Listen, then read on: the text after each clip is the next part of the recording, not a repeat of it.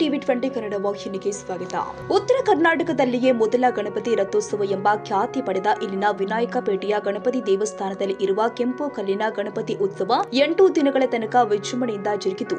9 ದಿನ ಕೊನೆಯ ದಿನವಾಗಿದ್ದರಿಂದ ಇಂದು ಜರುಗಿದ ಗಣಪತಿ ರಥೋತ್ಸವ ಸಾವಿರಾರು ಭಕ್ತರ ಹರ್ಷೋದ್ಗಾರದ ಮಧ್ಯೆ ಜರುಗಿದೆ.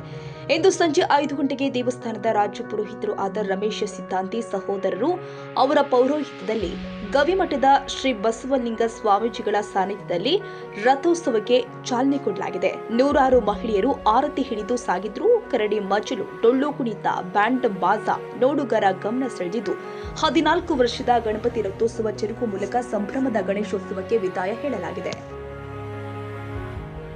ಕನ್ನಡಿಗರ ಮೆಚ್ಚಿನ ನಿಮ್ಮ ಟಿವಿ 20 ಕನ್ನಡ ವಾಹಿನಿ ಇದೀಗ ಟಿವಿಯಲ್ಲಿ ಲಭ್ಯ. ಕರ್ನಾಟಕ ಮತ್ತು ದೇಶ ವಿದೇಶದ 360 ಡಿಗ್ರಿ ಸುದ್ದಿ ವಿವರವನ್ನ ಪಡೆಯುವುದಕ್ಕೆ ಟಿವಿ 20 ವಾಹಿನಿಯನ್ನು ಲೈಕ್ ಮಾಡಿ, ವಿಡಿಯೋಗಳನ್ನು ಶೇರ್ ಮಾಡಿ, ಕಮೆಂಟ್ ಮಾಡಿ, ಸಬ್ಸ್ಕ್ರೈಬ್ ಮಾಡಿ. HCN ಕೇಬಲ್ 842 ನಂಬರ್ನಲ್ಲಿ ಹುಕ್ಕೇರಿ ತಾಲೂಕು ಹಾಗೂ ಸಂಕೇಶ್ವರದ ಸುತ್ತಮುತ್ತಲಿನ ಹಳ್ಳಿಗಳಲ್ಲಿ ಲಭ್ಯ. PCN ಕೇಬಲ್ 129 ನಂಬರ್ನಲ್ಲಿ ಹಾರುಗೆರೆ ಸುತ್ತಮುತ್ತಲಿನ ಹಳ್ಳಿಗಳಲ್ಲಿ ಲಭ್ಯ. ರಾಯಬಾಗ್ ಡಿಜಿಟಲ್ ಚಾನೆಲ್ ಕೇಬಲ್ 80ನೇ ನಂಬರ್ನಲ್ಲಿ ರಾಯಬಾಗ ತಾಲೂಕಿನ ಸುತ್ತಮುತ್ತಲಿನ ಹಳ್ಳಿಗಳಲ್ಲಿ ಲಭ್ಯ.